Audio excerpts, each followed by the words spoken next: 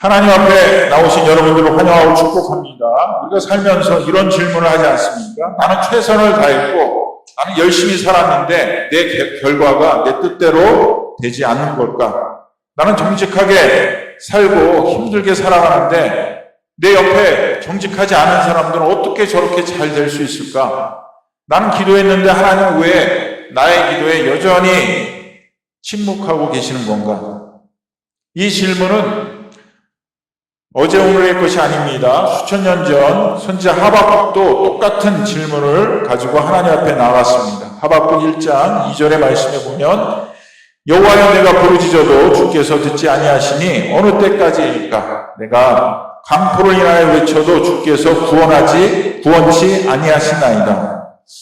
하박국은 당시 유대 땅에서 악인들이 의인을 억압하고 불의가 판치는 이 세상을 목격하고 있었습니다. 그리고 하나님께 따졌어요. 하나님 보이십니까? 하나님 이 악인들이 판치는 것을 보고 계십니까? 공의는 굽어졌습니다. 하나님 어느 때까지 이렇게 침묵만 하고 계신 겁니까? 하박국의 외침은 불신앙의 외침이 아닙니다. 하박국은 오히려 하나님을 믿기 때문에 생기는 고통이었어요. 하나님이 선하시다면, 하나님이 살아계시다면 왜 이런 일이 일어나는가? 우리가 신앙인이라면 누구나 한 번쯤 가슴 깊이 품고 있는 질문 아니겠습니까? 하나님이 살아계시는데 어찌 이런 일들이 일어나는가? 제가 알고 있는 어느 남자 전도사님의 이야기입니다. 제자훈련을 잘 시키는 리더였습니다. 그분 밑에서 제자훈련을 받으려면 1년은 각오하고 받아야만 졸업할 수 있었습니다. 누구보다도 신실하게 교회를 섬겼고 주를 위해서라면 열정을 쏟아부으면서 살았던 분이었습니다. 근데 그 아들이 밤늦게 집에 오다가 그만 전봇대에 들이받았습니다. 다른 세상의 죄악을 속에서 먹고 사는 것도 아니었고 그 아들도 열심히 교회 생활을 잘했고 믿음 생활을 잘했던 아들이었습니다. 그런데 집에 돌아오는 길에 사고가 났습니다. 근데 그 사고로 아들이 세상을 떠났습니다.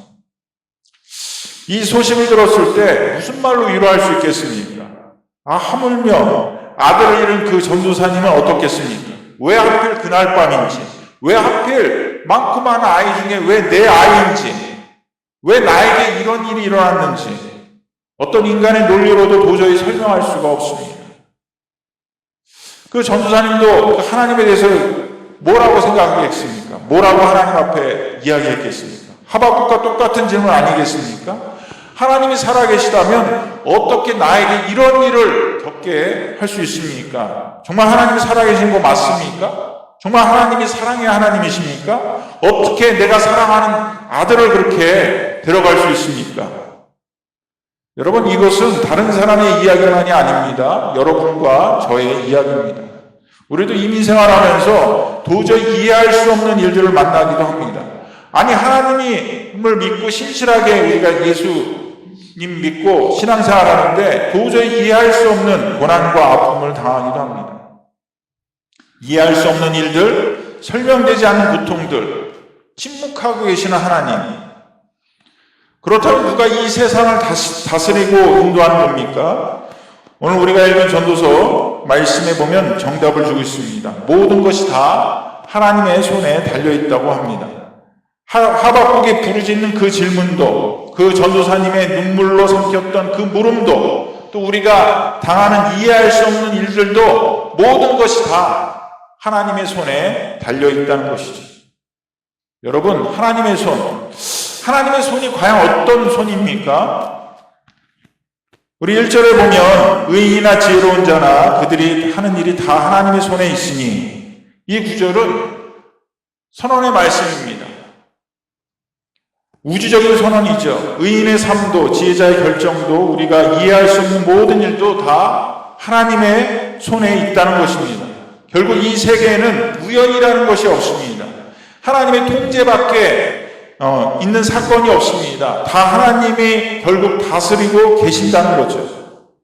우리가 여기서 손이라는 단어에 주목합시다. 성경에서는 하나님의 손을 단순히 힘으로 의미하지 않습니다. 하나님의 손은 창조의 손입니다. 하나님의 손은 보호하는 손입니다. 하나님의 손은 인도하는 손입니다. 그 손이 지금 여러분의 삶을 붙들고 있습니다. 여러분이 느끼든 느끼지 못하든 여러분이 깨닫든 깨닫지 못하든 하나님의 손이 이 순간도 저와 여러분을 놓지 않고 있습니다. 그런데 많은 사람들이 하나님의 손, 하나님의 주권을 심각하게 오해합니다.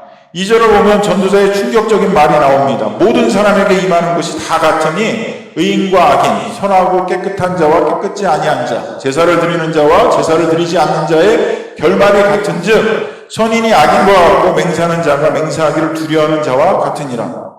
이게 바로 현실입니다. 의인이 고난당하고 악인이 번성하는 것처럼 보이는 이 현실, 그 앞에서 사람들이 두 가지 잘못된 결론에 빠져듭니다. 첫 번째 오해는 숙명론이죠. 체념하고 사는 것입니다. 어차피 다 하나님의 뜻대로 하나님께서 알아서 하는데, 하나님께서 이미 다 정해 놓으셨는데 내가 열심히 살아서 무엇을 하나 그냥 체념하고 살자. 이것이 하나님의 주권을 핑계 삼은 영적 무기력함입니다. 여러분, 이런 숙명론이 어디서 나타나는지 아십니까? 의외로 가까운 곳에 있습니다. 교회 안에 결혼을 원하지만 아직 배우자를 만나지 못한 분들이 많이 있죠. 교회 안에 자매들도 많고 또 우리 교회 우리 집사님도 있습니다. 처음에는 간절히 기도합니다. 소개도 받고 만남도 시도해보지만 몇 번 실패하면 어떻게 생각합니까? 나는 그냥 원래 혼자 살 운명인가 봐. 하나님이 배우자를 주시려면 벌써 주셨지 지금까지 안 주시는 거 보니까 혼자 살라는 거 아닌가? 내가 뭘 한다고 달라질 게 있겠어? 그러면서 만남을 위한 노력도 포기합니다. 기도도 안 합니다. 자기 준비도 안 합니다. 관계 맺는 것도 멈춰버립니다. 여러분, 하나님이 알아서 해주시겠지 참 믿음 있는 것처럼 보이지만 사실은 체념입니다. 하나님의 주권은 우리의 노력을 대신해 주는 것이 아닙니다. 하나님은 우리가 기도하며 문을 두드릴 때 그 문을 여시는 분이시죠. 주권을 믿는다는 것은 결과를 하나님께 맡기되 오늘 내게 주어진 책임, 그 책임을 성실하게 감당하는 것입니다. 두 번째 오해는 방종입니다. 죄를 가볍게 여기는 거죠. 의인이나 악인이나 결말이 다 같다면 내 마음대로 하겠어. 어차피 똑같잖아. 어차피 악인이 번성하잖아. 어차피 악인도 잘 되잖아. 그러면 선하게 살면 나만 손해지. 내 마음대로 살겠어. 죄 짓고 회개하면 그만이지. 3절은 이것을 가르쳐 악한 것이며 마음의 우매함과 미친 마음이 가득하다고 경고하고 있습니다. 이 오해는 특히 죄에 대한 감각을 무너뜨립니다. 여러분, 처음에는 작은 죄로 시작하죠. 예배 한 번쯤 빠져도 괜찮아. 또 거짓말 한두 번 해도 괜찮아. 이 정도는 괜찮겠지. 이 정도는 뭐 별거 아니겠지. 근데 그것이 점점 커지죠. 바늘도둑이 소도둑이 된다는 말처럼 죄는 시간이 지날수록 작아지는 것이 아니라 커집니다. 처음에는 죄를 짓고 마음에 찔림이 있던 사람도 두 번, 세 번 하다 보면 찔림이 덜하고 세 번째는 무뎌집니다. 그리고 아무렇지 않게 생각해요. 그리고 어느 순간 상상도 못한 큰 죄를 저질러도 자신이 태어나게 있는 것을 발견하게 됩니다. 죄 짓고 회개하면 돼. 이 생각은 우리가 받은 은혜를 값싸게 만드는 가장 위험한 함정입니다. 바울은 로마서 6장 1절에 이렇게 고백합니다. 그런즉 우리가 무슨 말을 하리요? 은혜를 더하게 하려고 죄에 거하겠느냐? 그럴 수 없느니라. 방종은 자유처럼 보이지만 그것은 죄의 종살이로 들어가는 문입니다. 여러분, 하나님의 주권은 숙명론도 아닙니다. 방종도 정당화되지 않습니다. 하나님의 주권은 우리의 책임을 없애는 것이 아니라 오히려 거룩한 책임감 위에 세워지는 것입니다. 그렇다면 왜 하나님은 이 세계를 손안에서 두고 계시는 것일까요? 우리 인생을 하나님이 다스리고 계시는데 우리가 하나님의 손에 다스리고 있다는 것은 우리에게 두려움이 아닙니다. 오히려 우리에게 위로가 됩니다. 어떤 위로가 됩니까? 여러분, 하나님만이 우리 인생의 전체 지도를 가지고 계십니다. 우리가 앞으로 5년, 10년, 15년, 20년 후에 우리가 생각을 하지만 우리가 정확히 알 수 있습니까? 알 수가 없죠. 코로나가 그렇게 올 건지 또 코로나가 그렇게 오랫동안 있었는지 있을 것인지 알 수 있었습니까? 없죠. 우리는 한 지점, 우리가 살고 있는 이 한 지점밖에 볼 수 없습니다. 그렇지만 하나님은 우리 인생의 전체 지도를 보고 인도하신다는 거죠. 우리가 길을 가다가 길이 막혔는지 돌아가야 하는지 우리는 알 수가 없어요. 그렇지만 내비게이션은, 전체 지도를 보는 내비게이션은 알 수 있는 거죠. 그래서 때로는 내 멋대로 가다가 내 의도대로 가다가 돌아가는 경우들이 얼마나 많이 있습니까? 이걸 보면 하나님께서는 결코 우리를 전체 지도 안에서 우리를 인도하고 계신다는 것입니다. 내비게이션은 내가 볼 수 없는 것을 보고 있습니다. 앞에 교통사고가 났는지 무슨 일이 있는지 알고 있어요. 그렇기 때문에 우회로를 이제 인도하는 거 아니겠습니까? 하나님께서는 마치 우리의 인생의 길을 그렇게 인도하시는 거예요. 우리는 지금 내 지점에서만 알고 있기 때문에 알 수가 없어요. 근데 하나님은 그거를 우회로 돌려서 인도하시는 거죠. 우리 눈에는 돌아가는 것처럼 보여도 하나님은 가장 선한 길로, 가장 올바른 길로 우리를 이끌고 계십니다. 하나님의 손은 또 우리를 사랑으로 다스립니다. 하나님은 차가운 결정론자가 아닙니다. 그분은 우리를 사랑하기 때문에 우리의 모든 것을 알고 계시고 단 한순간도 놓치지 않으십니다. 로마서 8장 28절 말씀, 제가 좋아하는 말씀 우리 함께 읽어보도록 하겠습니다. 로마서 8장 28절 말씀. 시작. 하나님을 사랑하는 자, 곧 그의 뜻대로 부르심을 입은 자에게는 모든 것이 합력하여 선을 이루느니라. 합력하여 선을 이룬다. 하나님이 내 삶의 모든 조각들, 기쁨도 고통도 슬픔도 실패도 하나님의 선한 그림 안에서 빚어간다는 것이죠. 사용하신다는 것입니다. 우리는 꼭 내가 잘하는 것만 사용하는 것이 아니라 하나님은 나의 고통도 아픔도 다른 사람에게 큰 위로와 격려가 될 수 있다면 그것도 사용하신다는 거예요. 중독의 고통과 아픔에서 나온 사람들이 중독에 빠진 사람들을 돕고 섬기지 않습니까? 목회자 자녀, 선교사 자녀들이 아픔과 고통을 경험한 사람들, 그 안에 있는 PK와 MK, 목회자 자녀 사역과 선교사 자녀 사역을 하지 않습니다. 왜 그렇습니까? 내가 그 안에 겪어봤기 때문에, 내가 그 안에서 고통을 받아봤기 때문에 그런 사역을 하지 않습니다. 또 하나님의 손은 전지전능하신 손입니다.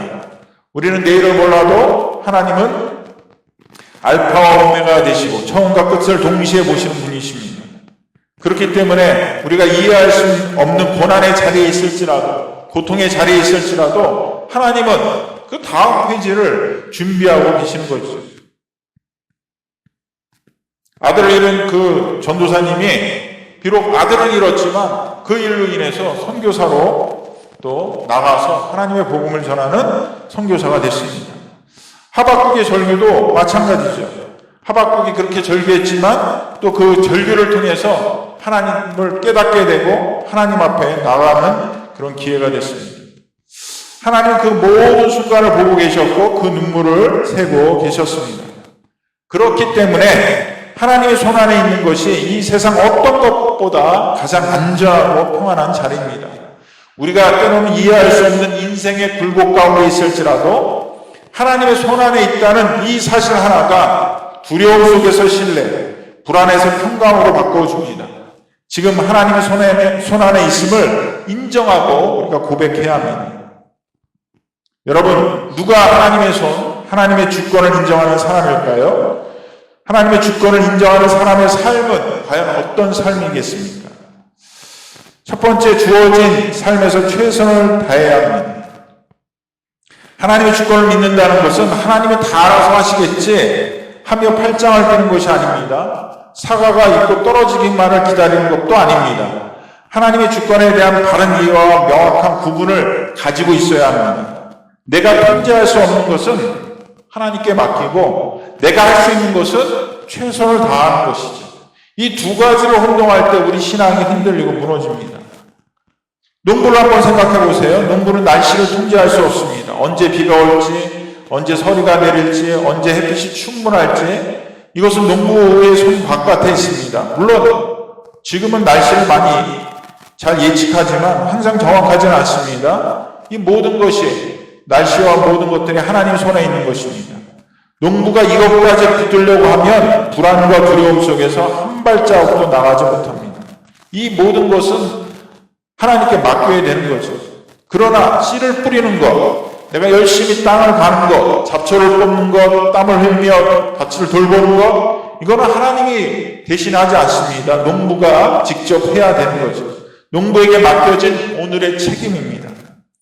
하나님은 농부가 씨를 뿌릴 때 그 씨를 자라게 하십니다. 고린도전서 3장 6절에도 바울은 고백하죠. 나는 심었고 아볼로는 물을 주었을 때 오직 하나님께서 자라나게 하셨느니라.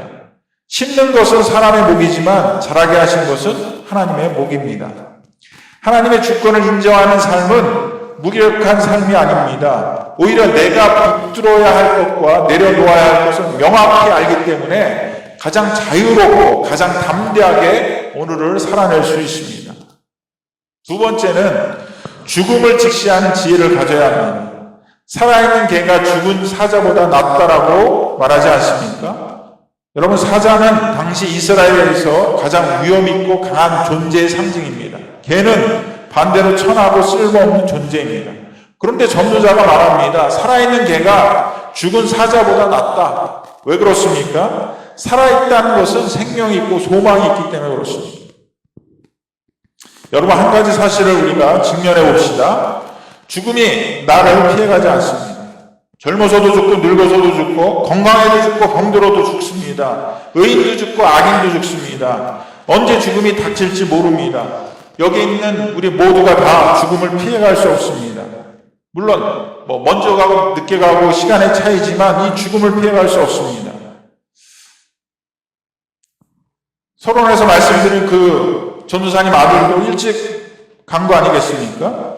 갑자기 세상을 떠날 수도 있습니다. 내일을 장담할 수 있는 사람은 이 자리에 한 명도 없습니다. 우리가 죽음을 모든 사람이 다 죽어야 한다는 것을 알기 때문에 죽음 앞에서 우리가 허무주의로 이끌어야 하겠습니까? 우리는 다 모두 죽어. 그렇기 때문에 우리가 그렇게 열심히 살아갈 이유가 뭐가 있겠어?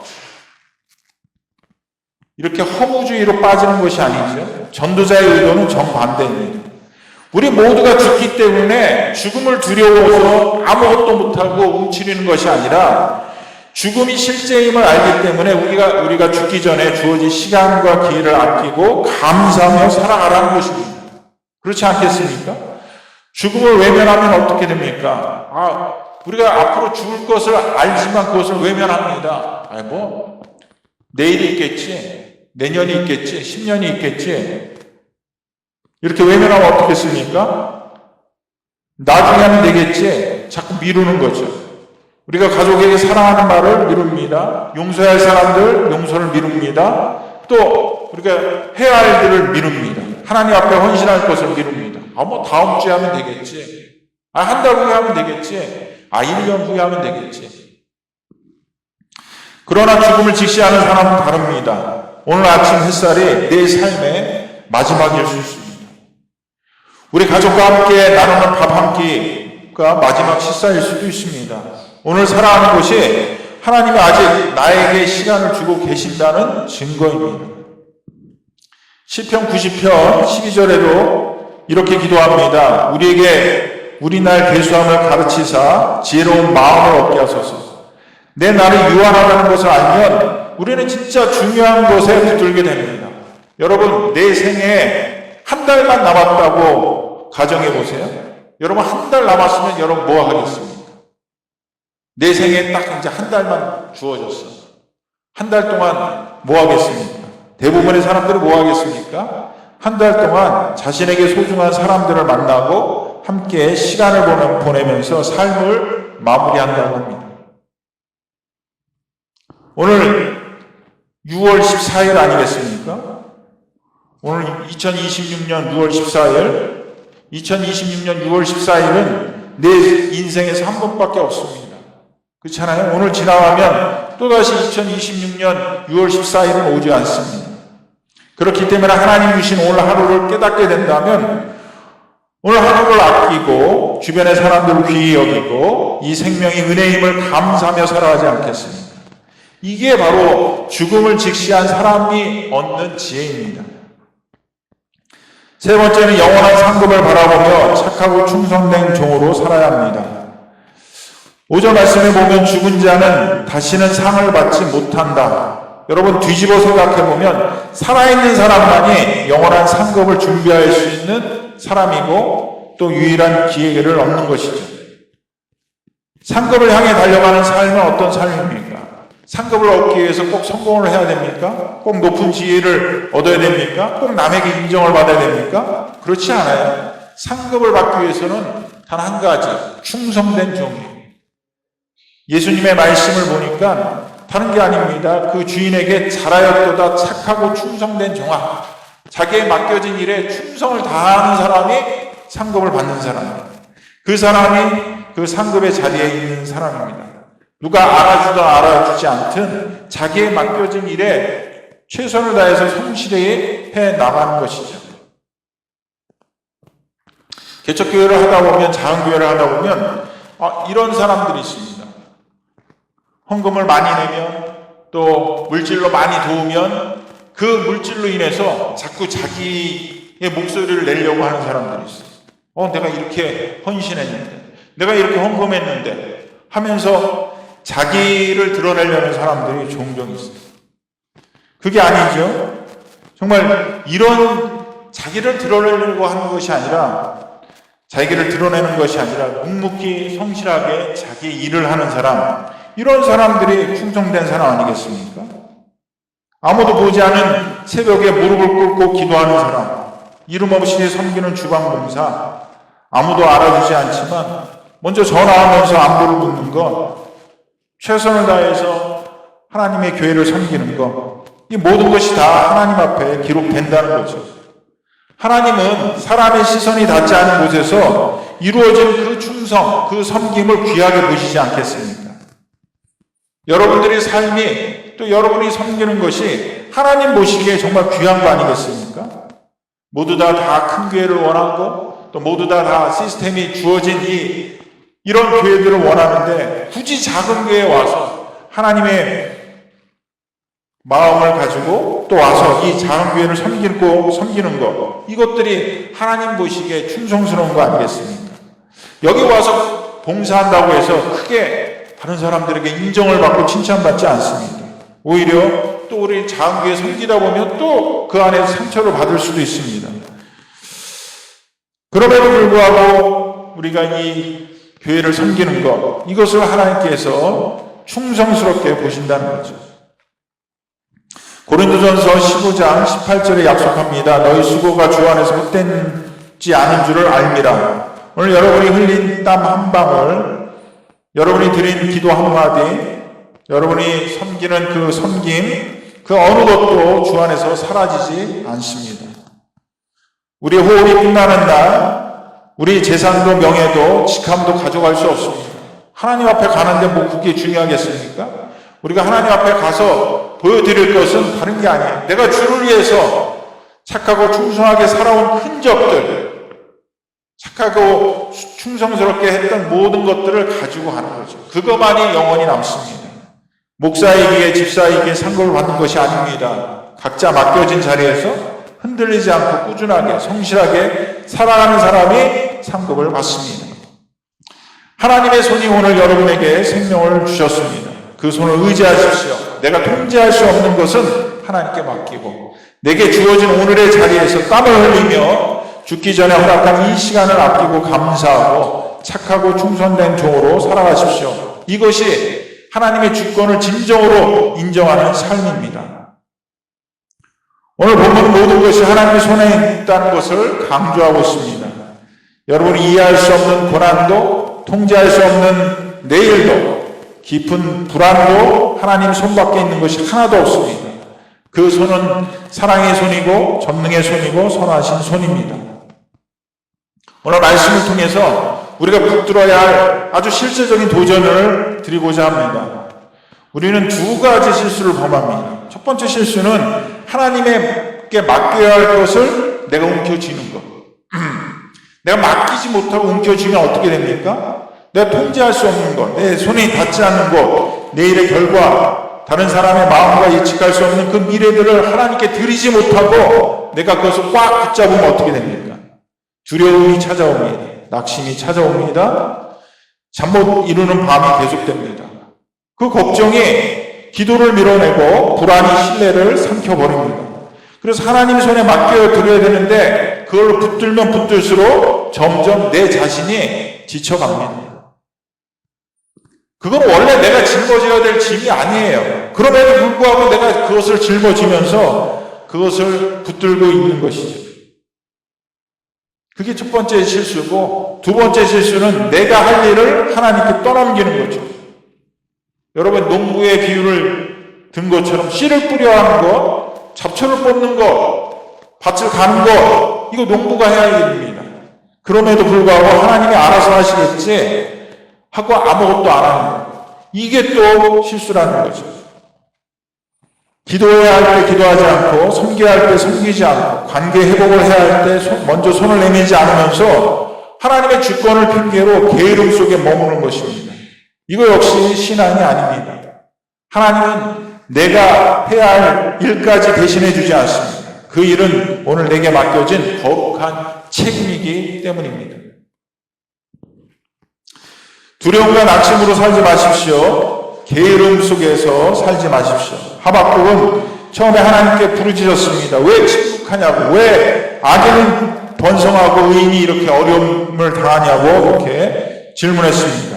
근데 하나님의 응답을 들은 후에 하박국은 변했습니다. 하박국 3장 17절에서 18절 말씀 우리 함께 읽어보겠습니다. 비록 무화과 나무가 무성하지 못하며 포도나무에 열매가 없으며 감람나무에 소출이 없으며 밭에 먹을 것이 없으며 우리의 양이 없으며 외양간에 소가 없을지라도 나는 여호와로 말미암아 즐거워하며 나의 구원의 하나님으로 말미암아 기뻐하리로다. 여러분, 아무것도 없어도, 아무것도 통제할 수 없어도 하나님이 다스린다는 그 사실 하나만으로도 우리는 얼마든지 기뻐하고 즐거워할 수 있습니다. 그 하나님의 손이 가장 선한 길로 인도하시고 그 하나님께서 나에게 바른 길로 인도하실 것을 믿는다면 우리는 얼마든지 그 안에 행복하게 안전하게 살아갈 수 있는 것이죠.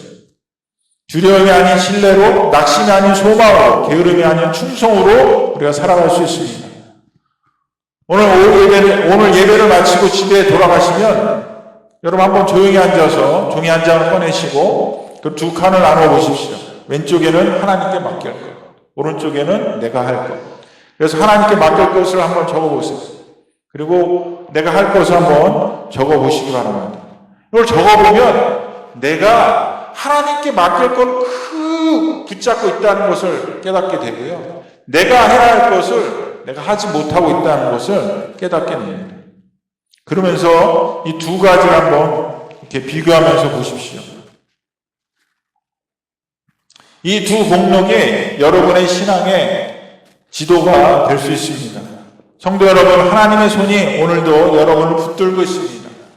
여러분이 이해하지 못하는 순간에도 홀로 선 것 같은 그 자리에도 하나님은 선하시고 신실하십니다. 맡겨야 할 것을 내려놓는 용기, 해야 할 일들을 감당하는 그 성실함, 이 두 가지로 이번 한 주를 살아가는 저와 여러분이 되기를 원합니다. 하나님의 손이 강하게 임하시고 두려움 대신 평강이, 낙심 대신 소망이, 게으름 대신 충성의 기쁨이 넘치는 한 주가 되기를 주님의 이름으로 축복합니다. 아멘.